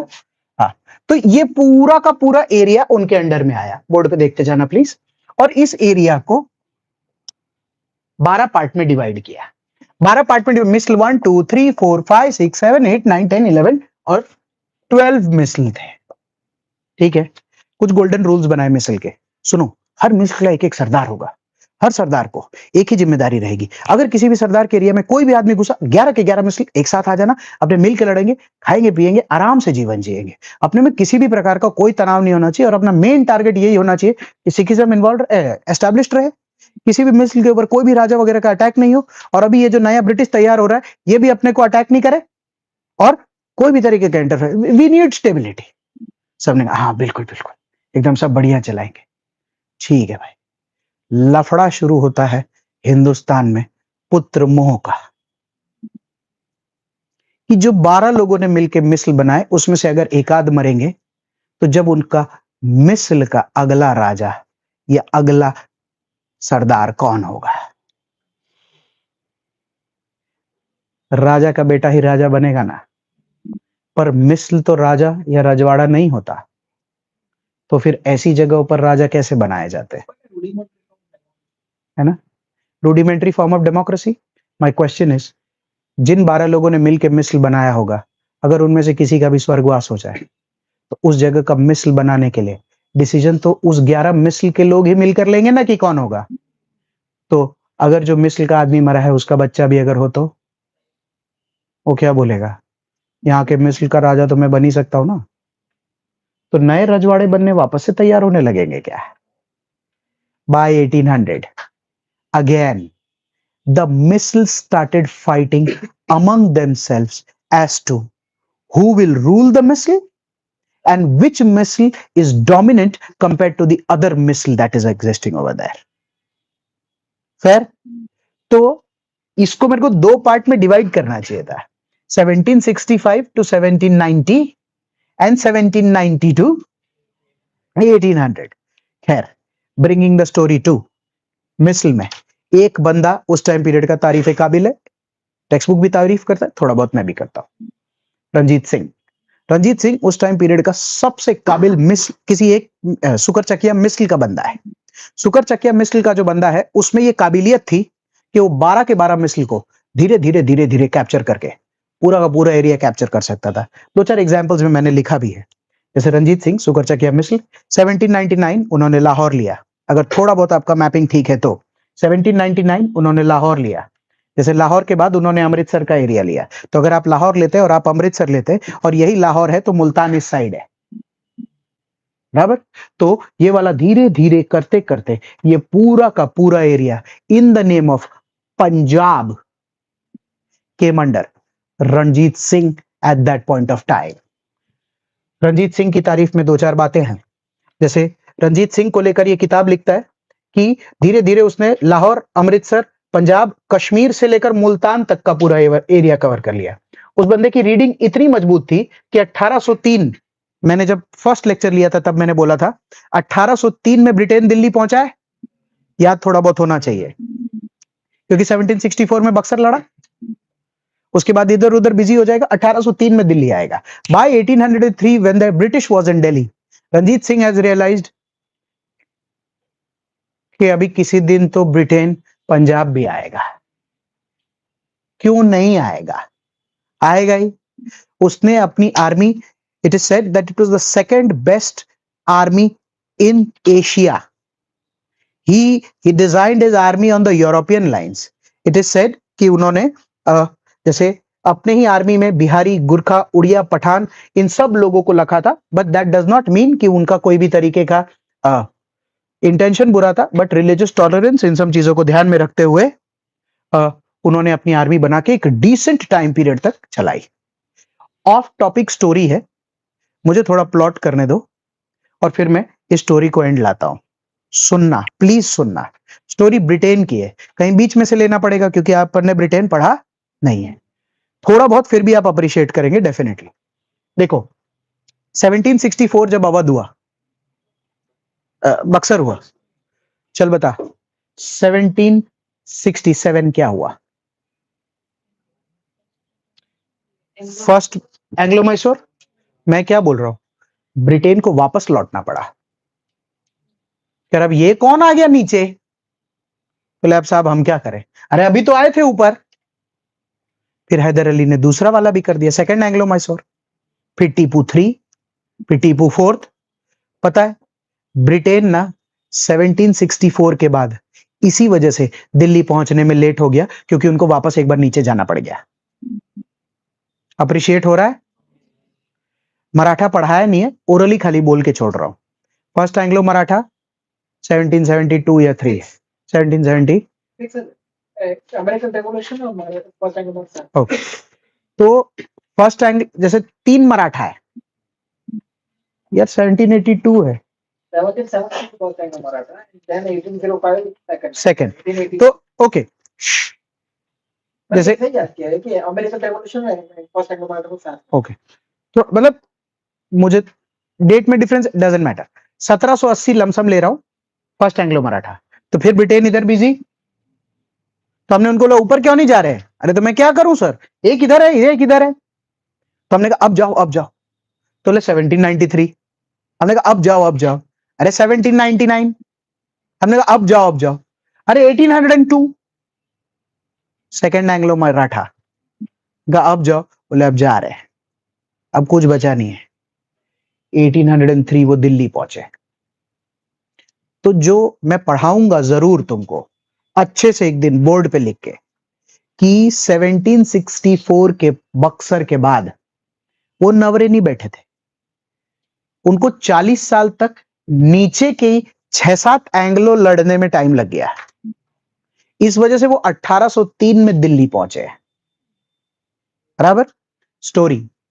1803 में जब वो दिल्ली पहुंचे तो उन्होंने देखा, अरे ये जयपुर क्या कर रहा है? अरे सर आप क्या, अरे तुम क्या कर रहे हो? और ये छोटे छोटे इधर इधर ये लोग कौन है? धीरे धीरे 1804, 5, 6, 7, 8, 9। अरे रंजीत, अरे sir actually sir it has taken a lot of hard work, and after 20 such years of rule I have been able to establish myself as the king of Sikhs, because sir historically we never had a place sir, we had nothing. दोगे? It is said कि रंजीत सिंह इतना खूबसूरत negotiate किया था, इतना खूबसूरत negotiate किया था। The negotiation was with Lord Minto 1809। The name of the treaty itself is friendship treaty. और उस फ्रेंडशिप ट्रीटी में यह था कि हे ब्रिटेन, कसम खाओ जब तक मैं जिंदा हूं आप पंजाब की तरफ नहीं देखोगे। आप जो बोलोगे वो हो सकता है, पर आपको एक बात मेरी माननी पड़ेगी कि जो हालत मैसूर की आप करके आए हैं, जो आप मराठा की करके आए हैं, ये जो बाकी पूरा हिंदुस्तान में देखा है, जब तक मैं हूं तब तक पंजाब का नंबर नहीं लगना चाहिए। ब्रिटेन भी डंके के चोट पे खेला था, ठीक है, जब तक तू है तब तक कुछ नहीं। गाइस रंजीत सिंह आज मरा ना, कल सुबह ब्रिटेन पहुंचा था पंजाब।